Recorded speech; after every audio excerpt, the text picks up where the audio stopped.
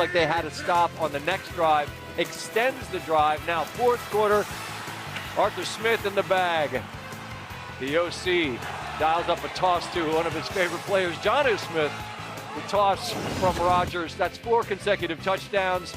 Dolphins have some late scores. Kind of inexplicable the way they approach the end game scenario, I suppose. Troy shared that sentiment. They lose by 13. We get up to the booth. It's Joe Buck and Troy Aikman. And Joe, this is a proud, passionate franchise. And the last time this Steeler team played on this field, they get booed off the field. Folks are chanting, "Fire Tomlin." I'm interested if you sense that there was a recognition from them of just how frustrating this was for this fan base and how much it has changed in these last couple of weeks. Yeah, I mean, fan bases can be fickle, and it's what have you done for me lately? And I think, they just are tired of not just, kind of pedestrian regular seasons, but they haven't won a playoff game in 8 completed seasons. So it's been a while, and this organization is not used to that. So at some point, the regular season is going to come to a close, and, they're hopeful that they win the AFC North, and then the real stuff begins in the playoffs and the postseason. But I thought this was a really good game on the heels of a really big win at Baltimore. And so even his most ardent critics would have to acknowledge that this is a nice 2-week stretch for the Steelers.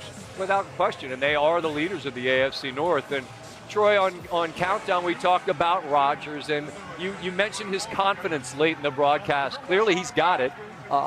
They're maybe not explosive on offense, but they're certainly efficient.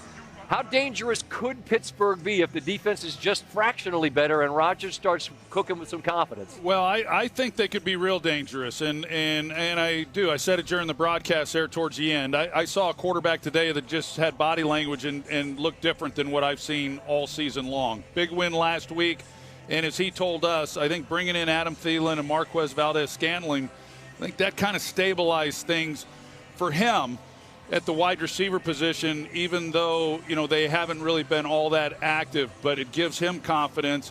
And I saw that again tonight. He had a big night throwing the football, did a lot of good things. I think when you look at the Pittsburgh Steelers, if they are able to win the division and get into the postseason, it'd be interesting to see an Aaron Rodgers with confidence and a Pittsburgh team that's kind of rolling up against a Denver team, with a young quarterback in Bo Nix, or the New England Patriots with Drake May. This guy has playoff experience, 4-time league MVP, and all that he's been able to do, having won a Super Bowl. And Josh Allen is kind of that guy as well, who's a veteran guy in the postseason. I think it would make for a pretty interesting postseason in the AFC. And without Watt tonight, this franchise that forever has been known for its defense, we saw a much better performance on that side of the football against the Miami team, as we know, just doesn't play too well when it's cold outside. Fellas, we'll be inside next week in Indianapolis and get to see Rivers against a red-hot San Francisco team. That'll be a great one. Look forward to being with you guys there in Indianapolis. Same, Scott. Thank you. See you, Scott. Thank you, gentlemen. Joe Buck and Troy Aikman, as always, on the call on Monday Night Football. We'll see them in Indy next week. We watched Pitt. It's a little frosty, I'm not going to lie to you. We knew it was going to be cold, but these folks are not trying to leave just yet. They want to continue celebrating this 28-15 victory. Joined now and set by Cameron Heyward, who played a big part in this victory tonight. Congratulations on the win. You and I were talking a bunch off air that will work its way on air. I just want to start with no Watt. Yeah. And a rush defense, which we know has not been your strength this year against one of the strongest running units in the NFL. What did you all do collectively tonight that you're most proud of? I think we just answered the bell. We knew the game plan was to run the ball from their standpoint. And for our group to have a chance in this game, it's going to take everybody. It's not, the front seven. It's not, one side of the defense. It's got to be 11 guys running to the ball. I thought first half we were kind of warming up to it, but then the second half we really were stout. Offensively, you guys got cooking. You get a late touchdown, come out of the locker room, get another one, and then before you know it, it's 4 consecutive touchdowns. Aaron Rodgers is, he's one of the all-time dudes. Yeah. He's new here. But what have you seen from him in terms of being a leader and being the guy that is pushing all the buttons on that offensive side? I think there's a level of accountability he brings to the group. The way he challenges guys, the way he communicates. There's a lot of stuff you see during practice, but then off the field, he's working with guys, making sure they're, it's not just the offensive line, it's the wide receivers, the tight ends. They all play a big role in what he wants to do, and he just keeps talking about it. Cam, is it because of that stuff we don't see that allows him to be? I mean, he's harsh. Yeah. Like, he'll give dudes stink eye. He'll be demonstrative when you're not on point with your assignments. But is it the fact that he is that sort of hands-on throughout that earns him that level of sort of wiggle room when it comes to being a pretty tough taskmaster? I think that, and then we can hold him accountable too. How so?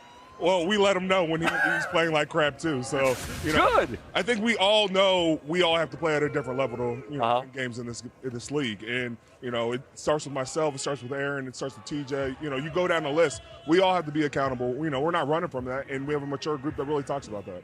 Who got that first touchdown? Lil Bro. Yeah, we work with a guy named Jason, who's got a younger brother named Travis. They're pretty good as well. What's it been like for you to see him grow into this role now where, I mean, when it's a hard yard, he's the guy, and he got one on a 4th down, then he got the touchdown there. What's it like to see him evolve into this role? I love it. He's excited for those opportunities. He doesn't get a lot of them, but when he gets in there, he's trying to make the most of his opportunities. And in this league, if you have a niche, you're going to be on the roster. And, Hell yeah. You keep doing that week in and week out, and they can't stop it. We're talking about a lot of touchdowns. I'm looking around at this, as I was telling you off air. This is one of my favorite places to come. I love what this team represents to the city. There's a level of pride, and I think it's not fair to say it's real. There's been a frustration. We heard it. You heard it the last time you guys walked off this field. Yeah. How did that land with you to be booed off the field, to have people chant to fire your coach, who I adore? I mean, how has that fueled you all to see what we've seen these last couple weeks? I think we have higher expectations of ourselves. We understand the fans want us to do better, but as players, we want to play better. And we never want to hear our coach be on the firing block, as you say, but our guys know we got to play better.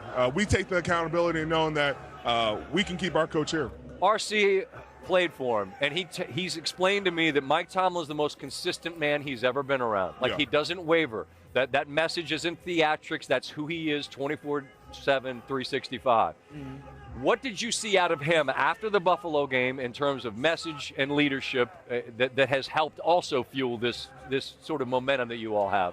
I think we attacked it right after the game. The next day, we were in there watching film. We had walkthroughs. We were talking about our mistakes. But he circled the next game on the calendar. He understood that Miami's coming to town, and, we were even talking about Detroit. We got to be on all P's and Q's because, the recipe in December is stopping the run and running the ball. And, it played out today. Well, this time of year, man, when it gets cold outside, two things. If you can run the ball and if you can play defense, you can win football games. Last big sort of overarching thing here. Mm-hmm. You've been here a long time. You've been one of the faces and leaders of this franchise. You know what this is about. This is a place that's not just happy to crash the party. It's about trying to win rings. Feels as wide open as I can ever remember in the AFC. Mm-hmm. What do you feel like has to happen, Cam, from now until the tournament starts to give you guys a chance to do the thing everyone here wants, which is to go on a run? I think stopping the run. That's it? You stop the run, you make a team one-dimensional, and, we can't run from that. And if we can give our offense more tries at it, I think they're going to put up a lot of points. Well, tonight, last week, big starts, and as Aaron mentioned with Lisa, I mean, Detroit's there, and they got to win a game, so you guys are up against it, but you guys got to keep winning, too. You guys have the lead in the North. Baltimore's coming to town late. Santa Claus is coming to town, too, man. Merry Christmas. I wish you the best, and I appreciate you taking a few minutes out here in the cold. Merry Christmas to you, too. I appreciate it. Cam Heyward, one of the all-time greats here in Pittsburgh. I appreciate you. Thank you so much. I took off the hot pocket out of my hand. I didn't want to have our hands catch on fire. All right, Ryan Clark, he wore the uniform here in Pittsburgh. He's going to join me as well with some thoughts on tonight. What do you got, RC? Man, first off, we got the best fans in the entire NFL here in Steeler Nation, but we got two big plays from Aaron Rodgers that really made this team or helped this team.